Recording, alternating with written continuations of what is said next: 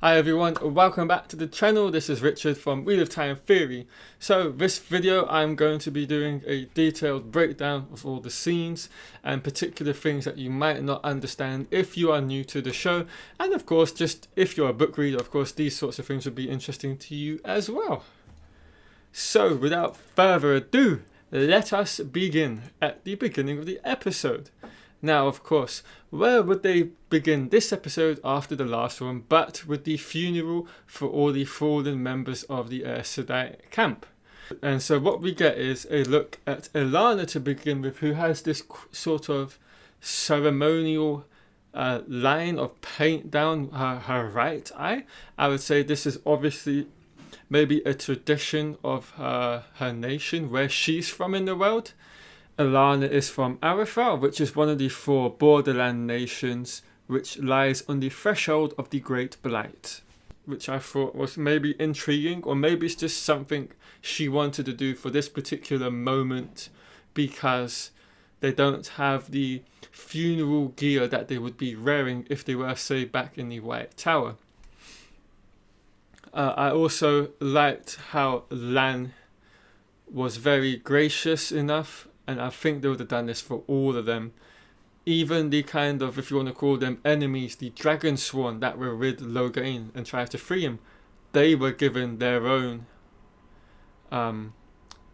respectful funeral as well, alongside the fallen members of their own camp. Next, we see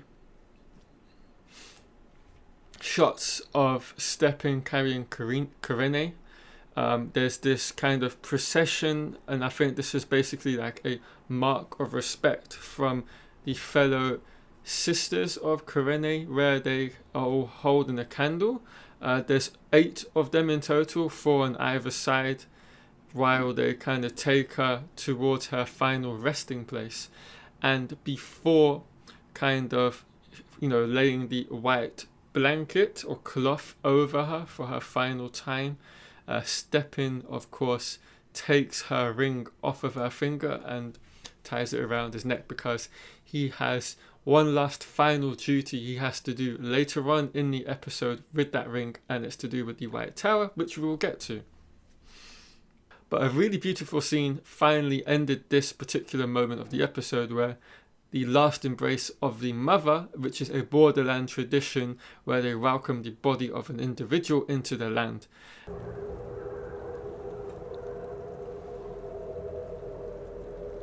May the last embrace of the mother welcome you.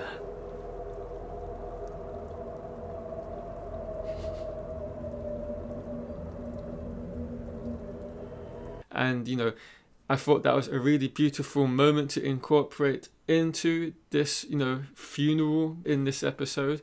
And also one other thing to note, and this is a change from the book. Now, normally, an Aes Sedai carries her own death shroud, and it's usually in the colour of her own Adja. So red would have a red, blue would have a blue, green would have a green, etc, etc.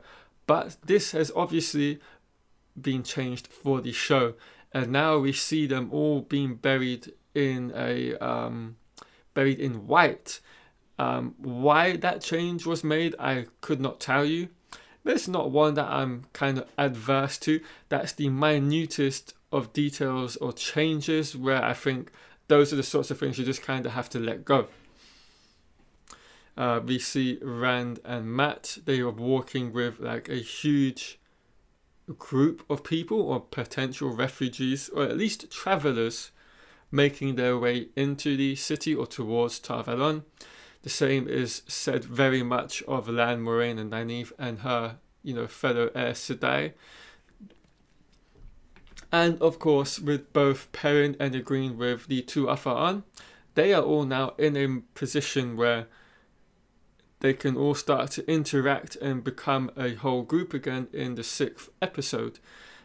And also in the scene, it was very, I thought, kind of poignant to see Loial and just the effects the gentling has had on him.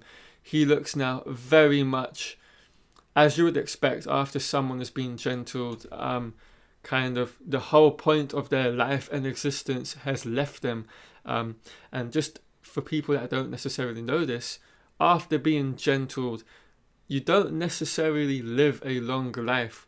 And, you know, it kind of always leads to suicide on channelers' behalf unless they can find another distraction in the world, which is something we can get to in this video at a later point.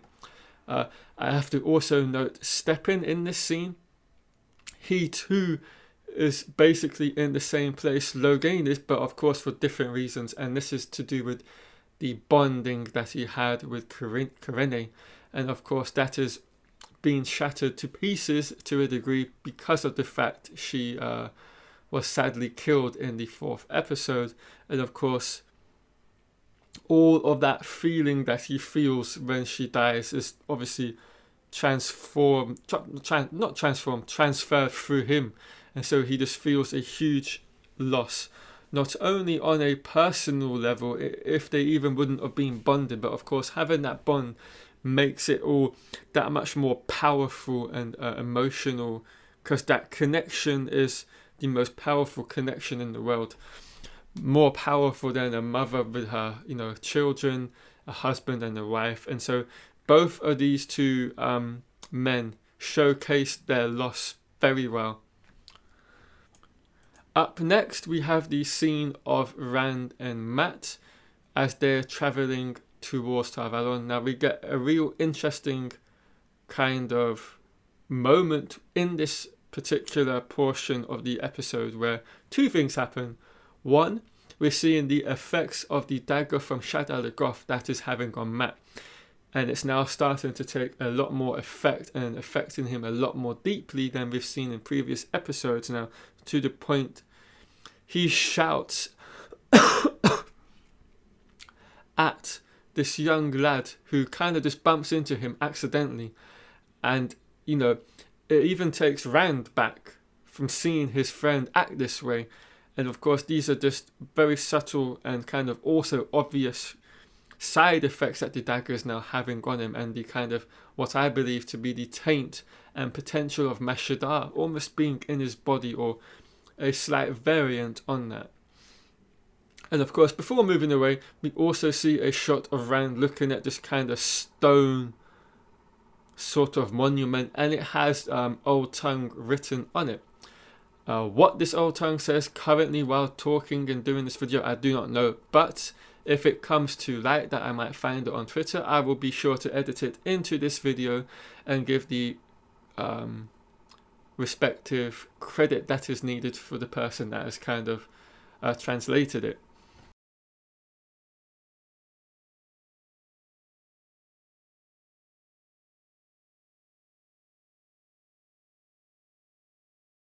Up next, just one final shot actually from this sequence.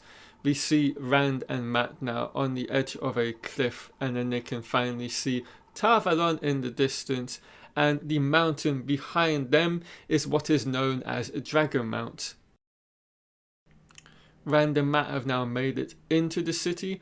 Now this is more just a kind of something I wanted to point out, because it might not be something that is obvious, but I do think it is for everybody. And this is just to do with the fact of the vast array of different cultures and nations, and the corresponding clothing and outfits that they all wear to showcase this. It very much shows that, number one, Tar Valon is very much one of the central kind of pillars for trade within the world, because they have connections and routes to all the other major cities and nations across the land. Very few other nations and cities have that, and so this is why we see such a huge assembly of, you know, different looking clothes on the people, and just the races as well within in this city. And I thought they kind of showcased this very well in this episode. Next, we've got a scene with Rand and Mat, and they finally made it to one of the inns that Tom told them about before leaving them, or, you know, being killed off, as we think at the moment. And then we've got kind of a very kind of sad scene where Mat now has a moment to kind of let his guard down and just relax, and he firmly believes he was the one that killed that family, and he can't get out of his head that he murdered that poor little young girl, and my heart went out for Matt at that moment, thinking about that and seeing him think that he killed her and her family. And I think that just showcases how he feels towards, young kids in general, because of course having his own sisters, and she obviously would have reminded him of his own sisters. And so he hates the fact he might have been responsible for all of their deaths and he doesn't know. But of course Rand does his best to assure him it wasn't him and it was the Fade. But yeah, that was quite sad to see. Up next we have our first venture into the White Tower, and interestingly and surprisingly to me, we've got a look at the Warder's quarters first in the White Tower. Now there's of course a reason why that happened, and that was because they were hiding the Nynaeve away from the rest of the Aes Sedai in the tower currently, because of course she is very much going to be the centre of attention very shortly after her kind of exploits from the 4th episode and the end, where she essentially touched the One Power for the first time and healed everybody in that cave that Logain had injured, and very much mortally injured, which was a beautiful moment to see. What I loved was you can see kind of the number of really respected fallen warders that were, you would say, obviously being able to be immortalized in forms of statues within the Warder's quarters. They were most likely the most respected and most kind of revered warders in the entire kind of history of the White Tower, and so that's why they're there. And I thought it was very beautiful, and it just looked and kind of felt how I would have expected the Warder's quarters to almost be kind of decorated. And of course this is like a sign and show of respect for these warders. Up next we see the room that Nynaeve will be staying in, and what I thought was very striking about this room and this scene was just how little there is in terms of furniture and stuff within this room. You had the bare essentials in there. You had a bed to sleep in, you had a little table on the bedside to put whatever you want on there, you had a copper bath to have a bathe in as well. And I think that really showcases the Warder's quarters and how they do not have all these kind of fine luxurious items that you might find in, say, in Aes Sedai's quarters and in her own personal rooms. They don't have a need for the kind of lavish flamboyancy some Aes Sedai would have. They're very much, in a sense, working men, and they most likely don't spend a lot of time in their quarters except to sleep during the night, because they're most likely with their Aes Sedai or in the practice yards practicing the sword forms and all of that sort of thing, or they're out with the Aes Sedai in the wider world. And so I thought it was a beautiful showcase of what a warder's room would be and why it's so very scantily furnished. And of course, in this scene, Moiraine explains to Nynaeve that it's okay to be afraid. She felt the exact same things Nynaeve is no doubt going through. And she says, no matter how much more powerful than all of us are, she essentially was explaining to her, you do not have control over your power. You haven't had any amount of time. The Aes Sedai have had years, decades to hone their strengths, their weaknesses, learn all the weaves. And so she's just trying to kind of protect Nynaeve in these moments and just try and show her she's on her side, and she has to be wary and not to trust any other Aes Sedai because they have their own agendas and their own reasonings and gains for wanting to kind of interact and take her as a novice. Up next we have the scenes with the Tuatha and the Whitecloaks. Now I thought this was really well written and directed, and I think this further strengthens just how much hatred everybody's going to have of the Whitecloaks for the way they treated the Tuatha, because of course they're both two extremes at different ends of the scale.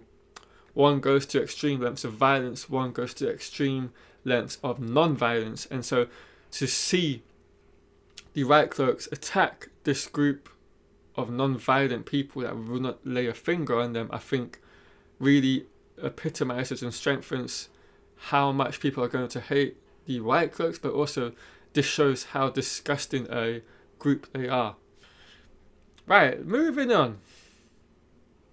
And we get to, I would say, one of the most liked scenes in this entire episode, and that is to do with Rand in the library and the entrance of Loial. I have to say, Hamid absolutely killed it with Loial. His depiction, the way he, acted out the lines, and just the length and how long it takes him to speak was so beautiful. Mwah! Chef's kiss to you, Hamid. Fantastic job. You absolutely were the body and soul, the embodiment of Loial, and I had a smile on my face the entire time you were speaking in these scenes. I cannot wait to see more of you. So, of course, during the conversation between Loial and Rand, we get mention of Jane Fastrider, which I thought was a really cool nod, just for us book readers, of course. Not a lot of that was explored, but we had a brief explanation from Loial and how Rand obviously knows of the book because of Egwene reading it when she was younger. And of course, I cannot not mention the fact Loial mentions how the age difference between both humans and Ogier are vastly different, because Loial in this scene and in this moment in time, I believe is roughly around 60 to 70 years of age. And in his race, he is considered still to be a child. So of course, as we all know, by the age of 60 or 70 for a human, they are fully grown adults and considered to be kind of nearing the end of their lifespan. And I think this is kind of epitomized very much so and beautifully done in this scene, because Loial, he spends a long time talking and getting to like the end point of his statement or conversation he wants to make, whereas Rand, being a human, is very much boom to the point. Let's get there. Oh, I've got to go. I've got to rush off. Meet me there. And all these scenes were just really cool to see, and I thought it was a really nice showcase of the differences between Ogier and humans. But yeah, I cannot wait to see more of Loial. Also, one thing to note, I loved how Rand mistaked him for a Trolloc to begin with, of course, because he's never seen an Ogier. And so it's quite an understandable mistake for him to make on his behalf, which Loial kind of amusingly has a nice take and view on, and has an understanding and nature about that, which I thought was quite nice. Right, let us move on from here. Now, of course, we have the kind of procession and the showcasing of Logain the False Dragon after having been gentled. Now, this was quite interesting for a couple of reasons. Of course, number one, the fact that Logain locks eyes with both Rand and Mat in this scene, but it looks like it was more to do with Mat, or at least that's the way they showed it to us, where he was obviously very much to begin with in that kind of state of deadness. I don't really know how to explain it or word it better than that, but I know you guys understand what I mean. But then he kind of puts his head up and notices both of them, and he cannot not help but laugh in a kind of crazy moment. And this had a huge effect on Mat, to the point where Rand has to kind of take his attention away from Logain. Now, the way that scene ended as well, there was this kind of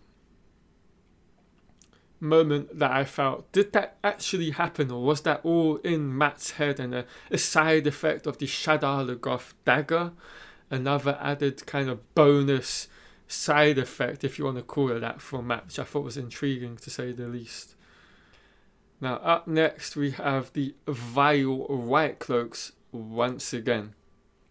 As I've mentioned previously in the teaser of this episode, I said they no doubt would have undressed Egwene, and they have given her that robe as it's kind of like the questioner's robe when they question someone, and I was spot on with my analysis of that. They very much did undress her, and they used a horrible like kind of loofah, or kind of this coarse thing you wouldn't necessarily see being used on a human. It would be more akin to what's being used on a horse, which is horrible to see. And of course, we get the interrogation of both Egwene and Perrin, and Valda kind of just questions him as he does in his kind of horrible, disgusting manner, trying to provoke Egwene into channeling. And then he basically ends this whole sequence by saying, it's up to you. Either he dies and you live, or you die and he lives. And it all depends on whether Egwene channels or not. But now, what also I love about this scene before we move away from it is the moment when Perrin kind of taps into the wolf brother within himself. This is in the moments when he is being carved up by Valda in the questioner's tent. You can see like his pupils as well as his complete eye when he's in that excruciating pain, and he's kind of going his eyes and his pupils completely change colour. And I think that's the moment when Perrin is tapping into the wolf brother inside of him, because I think it's going to be a slight change from the books where he has golden eyes all of the time. I think we might have a change in terms of when he has his golden eyes, and it will be when he's actually in communication with the wolves.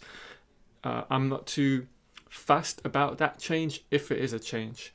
But yeah, it will be really interesting to see what happens with this particular kind of situation with Perrin and the wolves, and just to see where they take it next, because there's a few interesting things still to come in this breakdown that I can talk about when it comes to the wolves, which I'll be getting to very shortly. Next, we get Stepin knocking on Nynaeve's door in the warder's quarter. He comes in, basically says he cannot sleep, and would like some more of her kind of concoction that she creates to help with sleeping at night.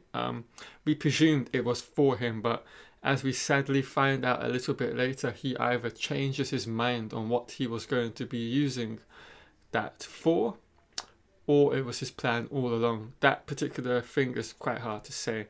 But yeah, there's not too much that needs to be broken down in this particular scene, because it's quite self-explanatory with what's going on, in there. So yeah, that is that scene. And then the next scene I want to talk about is now got Rand, Mat and Nynaeve. Now, this is really nice to see.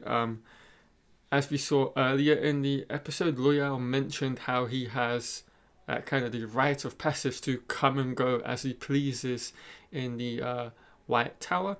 And that's because he's an Ogier. And then secondly, of course, Ogier have the stonemasons who essentially built all these great nations, cities and capital cities and towns, and all these monuments we're going to be seeing throughout the land.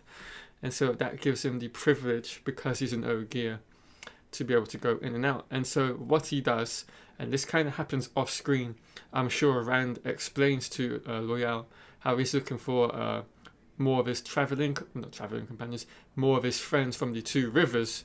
And he obviously gives the description, and then Loial's gone off and found Nynaeve and then brought them back to meet together at last, which was a lovely moment to see.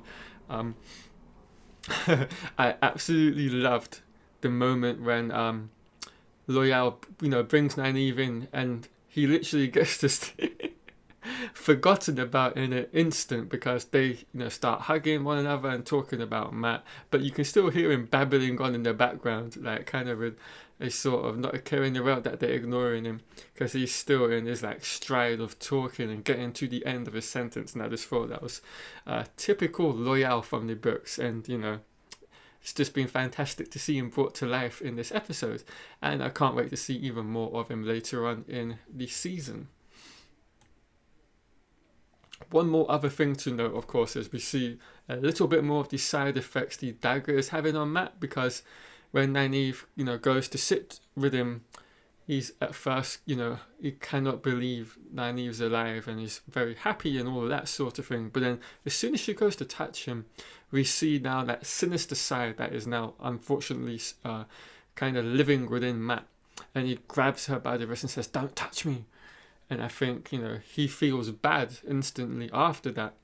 But it's that thing now where we're seeing all these sorts of small incidents with Mat and what he's trying to do. And it's just, quite sad to see him in such a predicament. Then, of course, right after that, Nynaeve and Rand are outside. Rand tells Nynaeve he thinks that Mat can channel, and they decide to keep it to themselves because, of course, Nynaeve's just had first-hand experience what the Aes Sedai do to false dragons and the gentling process and how that affects the males. And, of course, when that happens to the females as well, it happens in very much the same manner. So yeah, that was really the end of that particular scene. But this was a lovely scene to finally see, some of the party reunited, and to just see kind of the, if you want to call it, mothering that Nynaeve has over the Emond's Field group, because she literally and instantaneously takes over and becomes in charge of the group, one another, looking after them, going over to Mat, making sure he's alright, because she can quite clearly see he's in a bad way with whatever's going on with him. So yeah, we are now going back to the Whitecloak questioner's tent of Eamon Balder. I will not give him the satisfaction of calling him what he wants to be called, because he's a bastard. But Perrin finally in the scene admits to accidentally killing his wife Layla in the first episode, and that's his reasoning for why he should be the one to die because of that. And so he wants to kind of make amends for that, but how you make amends by dying, I really do not know. To which Egwene, finally decides, you're going to have so many more years to make sure you understand it wasn't your fault. And that's that moment when Egwene decides, I'm going to channel and I'm going to save his life, which is very selfless of her. And that's very Egwene, that we know of, how she behaves and what happens later on down the line. Then, of course, Eamon Valder comes in, sees her channeling, and it's like this kind of almost pitiful small ball of fire that goes towards Valder but never makes it anywhere near to him, and he kind of laughs it all off. But what was really cool about the scene was it was a distraction for the real goal on her mind, which was to make sure she severed the ties of the what on earth do you call them? The ropes around his wrist. And then when that happens, all hell breaks loose. He lets out this howl, or at least I thought it was, but it could have been, of course, all the wolves that are within the Whitecloak encampment. But he certainly then goes on to kind of get lost for a moment in this kind of wolf brother state, is how I'm going to call it. He makes all this kind of sounds you expect the wolves to make, and this absolutely scares the living lights out of Eamon Valder. He's like, light, whatever he said, I can't remember, light, protect me, or something like that. He's absolutely scared to see what's unfolding before him, and then that allows Egwene to then stab Valder in the shoulder blade, which I thought was, yes, go on Egwene, get him back for what he did to Perrin, which I thought was a really cool scene. And then going outside, we get that huge moment that I was mentioning earlier, where we finally see for the first time a proper interaction between Perrin and one of the wolves that I would love to hope to be able to find out that is Hopper. Whether it is or not, I don't know, but they kind of, the wolf is barking at Perrin, and Perrin knows what the wolf is saying, of course, because even though we can't see it, for us book readers, we know they're kind of having a conversation in their minds. Hopper will be relaying these images to kind of show to Perrin in his mind they're not going to harm him or Egwene. They're only here to attack the Whitecloaks and to kind of set them free, which I thought was a lovely moment. And it was a really cool scene to finally see how they're going to try and go about this introduction of the wolf brother, and how they communicate with the two-legged brothers and sisters, which was really nice to see. And I can't wait to see if there's like an expansion upon that in the later seasons, or even this one.